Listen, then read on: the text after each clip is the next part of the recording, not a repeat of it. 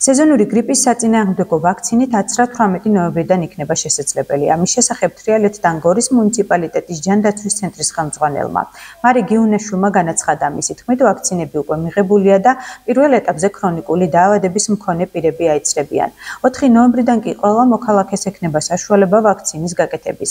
ვაქცინები 4 კომპონენტიანია და ყველა ის შტამია გათვალისწინებული, რაც მოსალოდნელია 2024-2025 წლებში ცირკულირებდეს.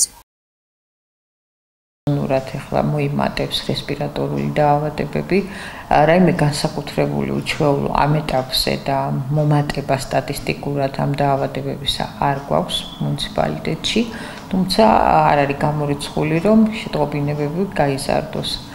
ამასთან დაკავშირებით მივიღეთ დღეს უკვე გრიპის საწინააღმდეგო სეზონური გრიპის საწინააღმდეგო ვაქცინა 18 ოქტომბრიდან დაიწყება აცრები მთელი ქვეყნის მასშტაბით და მათ შორის ჩვენს მუნიციპალიტეტშიც აცრის მსურველებს შეუძლიათ მიაკითხონ იმ სამედიცინო დაწესებულებებს, რომლებიც არიან ჩართული იმუნიზაციის სახელმწიფო პროგრამაში, ან სამედიცინო დაწესებულებებს, რომლებსაც უფლება აქვს გრიპის საწინააღმდეგო ვაქცინაცია ჩაიტარონ.